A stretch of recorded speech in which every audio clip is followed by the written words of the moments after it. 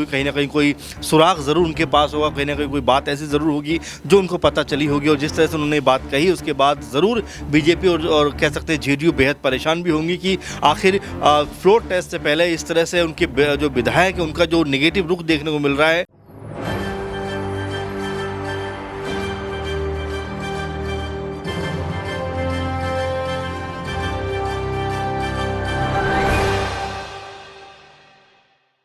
नमस्कार, मैं दौलत शर्मा और आप देखना शुरू कर चुके हैं SPN9 न्यूज़ और स्वागत है आपका हमारे खास कार्यक्रम चुनावी अखाड़ा में, जहां पर आज बात करेंगे बिहार की राजनीति की। लगातार बिहार की राजनीति में उठापटक यहां पर चल रही है, जहां सभी दल लगातार लोकसभा चुनाव 2024 की रणनीति बना रहे हैं, लेकिन इस रणनीति में शामिल कहीं ना कहीं दल बदली भी होती है। यहाँ पार्टियां अपना फायदा भांप लेती हैं, राजनीति भांप लेती हैं और भांप लेती हैं कि आखिर यहां पर किसकी लहर है और किसके हक में ज़्यादा सीटें आने वाली हैं। और उसी तरफ यहां पर सभी पार्टियां अपना रुख करती हैं और इस साल 2024 की शुरुआत से ही ये सब यहां पर शुरू हो गया। कभी BSP का बयान आता है कि वो गठबंधन नहीं करेंगे, कभी इंडिया अलायंस में नई पार्टियां जुड़ती हैं, कभी इंडिया अलायंस की पार्टी जाकर NDA में जुड़ जाती हैं। यानी सब अपने अपने अनुभव और अपनी अपनी जो राजनीतिक समीकरण है उस हिसाब से अपना दल बदल और अपना गठबंधन में अदला बदली करते हुए नजर आ रहे हैं। और बिहार में हमने इन दिनों देखा कि बड़ी राजनीतिक उथल पुथल हुई और फिर दोबारा नीतीश बाबू ने अपना पाला पलटते हुए अपने आप को लोकसभा में मजबूत करने की तरफ एक कदम बढ़ाया और ये कदम उन्होंने NDA के साथ जाकर बढ़ाया। लेकिन कदम तो बढ़ाया, लेकिन क्या वो कदम फायदे की तरफ है या फिर वो कदम उनको नुकसान की ओर लेके जाएगा, ये बड़ा सवाल यहाँ पर बनता है। क्योंकि उन्होंने जिनको धोखा दिया है वो भी राजनीति के बड़े माहिर खिलाड़ी हैं। यहाँ पर हम लालू प्रसाद यादव की बात करते हैं, जहाँ पर जब वो लोकसभा में यहाँ पर संबोधन करते थे तो सब हंसते भी थे।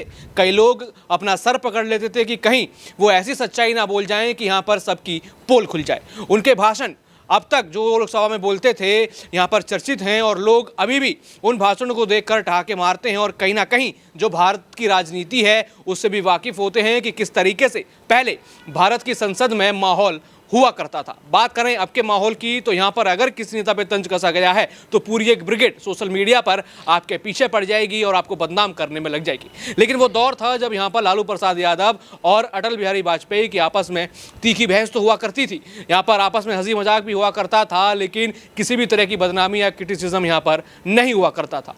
ऐसे अच्छे रिश्ते यहाँ पर लालू प्रसाद यादव के BJP के कई बड़े नेताओं से थे और अब यहाँ पर प्रधानमंत्री नरेंद्र मोदी से भी उनके कुछ ऐसे ही रिश्ते थे। उनको भी वो कई बार घेरते हुए नजर आए, लेकिन जब आपस में मिले तो बड़ी गर्मजोशी से मिले और कहा जा रहा है कि इन्हीं रिश्तों का फायदा उठाकर कहीं ना कहीं नीतीश कुमार को फ्लोर टेस्ट से बड़ा झटका यहां पर लग सकता है। क्योंकि यहां पर NDA सिर्फ ये देख रही है कि लोकसभा में उनके लिए फायदेमंद कौन होगा और यहां पर लालू प्रसाद यादव की जो क्षेत्रीय राजनीति है वो कहीं ना कहीं नीतीश कुमार से ज़्यादा अच्छी नज़र आती है।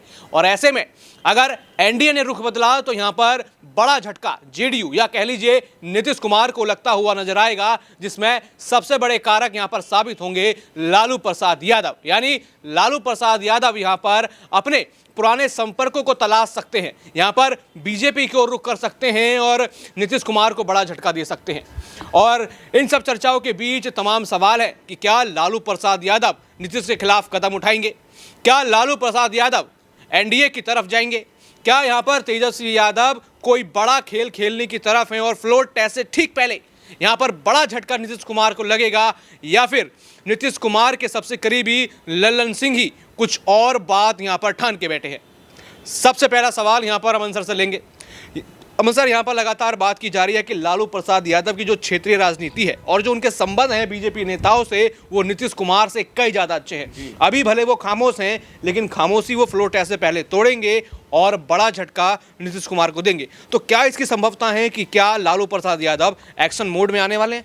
देखिए बिल्कुल, और जिस तरह से लालू यादव की बहू यानी कि तेजस्वी की वाइफ ये बात कहती हुई नज़र आ रही हैं कि कई सारे विधायक ऐसे हैं जो लगातार जेडीयू के खेमे से बगावत करने के मूड में है, और ये बात यूं ही उन्होंने नहीं कही गई हुई, कहीं ना कहीं कोई सुराग ज़रूर उनके पास होगा, कहीं ना कहीं कोई बात ऐसी ज़रूर होगी जो उनको पता चली होगी। और जिस तरह से उन्होंने बात कही उसके बाद ज़रूर बीजेपी और कह सकते हैं जेडीयू बेहद परेशान भी होंगी कि आखिर फ्लोर टेस्ट से पहले इस तरह से उनके जो विधायक है उनका जो नेगेटिव रुख देखने को मिल रहा है वो उनके लिए मुश्किलों का सबब बन सकता है, क्योंकि अब फ्लोर टेस्ट होने में दौलत मुश्किल 2 या 3 दिन का वक्त है। तो ऐसे में बीजेपी और जेडीयू दोनों की ही मुश्किलें लगातार बढ़ती हुई नजर आ रही हैं। आप देख रहे हैं कि जो सीएम है नीतीश कुमार वो लगातार दिल्ली में जमे हुए, लगातार कभी मोदी से मुलाकात करते हैं पीएम, कभी गृह मंत्री अमित शाह से मुलाकात की चर्चा आती है, यानी कि जो बड़े बड़े नेता हैं एक तरीके से बीजेपी के उनसे मुलाकात कर रहे हैं। और ये मुलाकात ऐसे वक्त पे हो रही है जब लगातार जो है बिहार के अंदर सरकार जो है फंसी हुई दिखाई पड़ती है। यानी कि आप ये मानकर चलिए कि क्या ये मुश्किलों में जिस तरह से नीतीश कुमार नज़र आ रहे हैं उससे बचने के लिए उन्होंने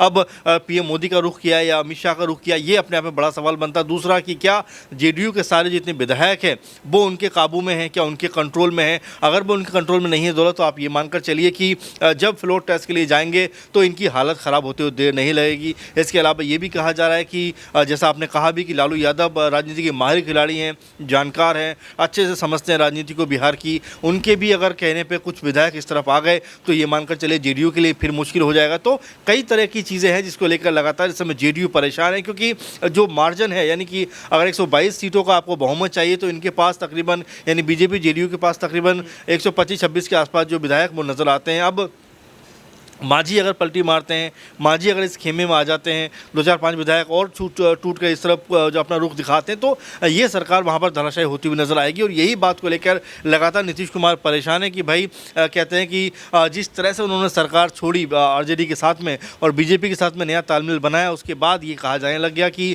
अब यहाँ से सरकार बहुत मजबूत हो जाएगी, बहुत ताकतवर हो जाएगी। सीएम नीतीश भी यही बात कह रहे हैं कि चलिए मैंने इतनी बार पाला बदला लेकिन अब मैं स्टॉप करता हूँ पाला बदलना और बीजेपी के अलावा अब मैं कहीं नहीं जाऊंगा। तो तमाम सारी बातें जो ये बताती हैं कि जिस तरह का अविश्वास अब नीतीश कुमार के अंदर नज़र आता है वो ये बताता है कि आने वाले दिनों में हो सकता है कि उनकी जो पार्टी है, क्योंकि ललन सिंह लगातार नाराज़ बताए जाते हैं, गोपाल मंडल लगातार नाराज़ बताए जाते हैं, इसके अलावा कुछ एक और विधायक है जो लगातार नाराज़ चल रहे हैं। तो ऐसे में लगातार जो जेडीयू की मुश्किलें हैं दौलत, उसमें लगातार इजाफा हो रहा है। और यहाँ पे जो नीतीश कुमार है उनको अपनी सरकार बचाना बेहद मुश्किल नज़र आ रहा है। किस तरह सरकार बचाएंगे, जो तो उनके विधायक है क्या उनके साथ वो रह पाएंगे? और सबसे महत्वपूर्ण बात कि क्या जो आरजेडी कहती रही है, अभी तक तेजस्वी कहते रहे हैं कि खेला होना बाकी है, तो क्या अब इस खेल में जेडीयू पूरी तरह से चकनाचूर हो जाएगी, धराशायी हो जाएगी और उनके तमाम सारे विधायक जो हैं वो आरजेडी के खेमे में आ जाएंगे? कई तरह के सवाल हैं, लेकिन सबसे महत्वपूर्ण बात कि क्या Nitish Kumar floor test pass कर पाएंगे?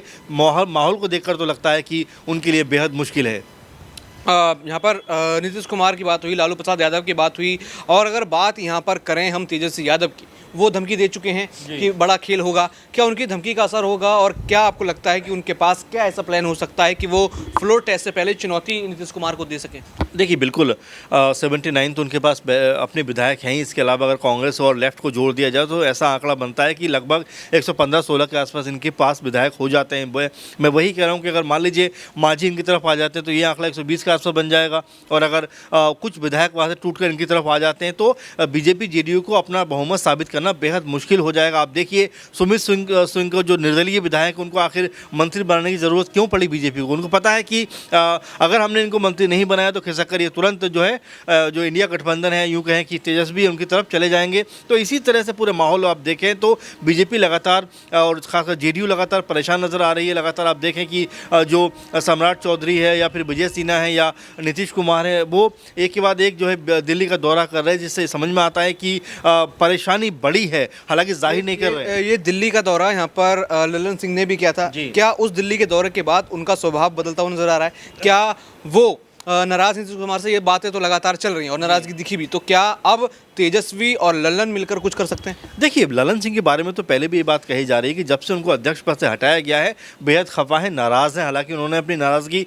जाहिर नहीं की, लेकिन ये बात माना जा सकता है कि जो सांसद थे, पार्टी के अध्यक्ष भी थे, उनको जिस तरह से अध्यक्ष पद से हटाया गया, उनके ऊपर आरोप लगे कि वो तेजस्वी के साथ में एक नई सरकार बनाना चाहते थे, जेडीयू को तोड़ना चाहते थे, जेडीयू को ख़त्म करना चाहते थे, इस तरह की तमाम सारी बातें होती रहीं। लेकिन अहम बात अगर आप देखेंगे ललन सिंह चूंकि बड़े लेवल के नेता हैं, बड़े कद के नेता हैं, तो ऐसे में उनको अगर जिस तरह नीतीश कुमार ने दरकिनार किया तो ये उनके लिए भी एक परेशानी का सबब बन सकता है, क्योंकि अगर उनको दरकिनार किया गया है तो उनके साथ में कई सारे विधायक जुड़े हुए हैं। अगर उनकी एक आवाज़ होती है तो ये 10 से 12 विधायक लगातार जिनके बारे में बात कही जा रही है उनके साथ आ सकते हैं। और यहाँ पर जेडीयू जिस ख्वाब बुन के बैठी है कि हम आने वाले दिनों में हमेशा हमारी सत्ता यहाँ पर रहेगी, हम लगातार बीजेपी के साथ मिलकर सरकार बनाते रहेंगे, वो चकनाचूर हो जाएगी। क्योंकि आजमाइश में अगर पहली आप फेल हो जाते हैं तो फिर उसके बाद आपका जो मोरल है, जो मनोबल है, वो पूरी तरह डाउन हो जाता है। और यही कुछ जेडीयू के अंदर भी नज़र आता है कि जिस विश्वास के साथ वो पहले दिखाई पड़ते थे वैसे अब नज़र नहीं आते। तो कहने का मतलब स्पष्ट है कि यहाँ पर बीजेपी और जेडीयू जो है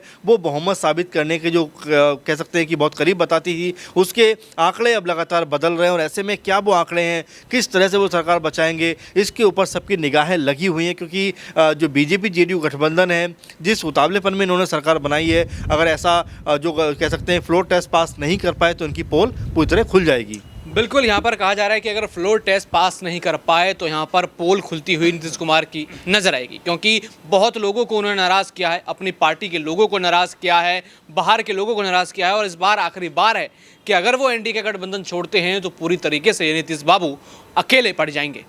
बाकी और भी ऐसी खबरें जानने के लिए देखते रहिए SPN9 न्यूज़। धन्यवाद।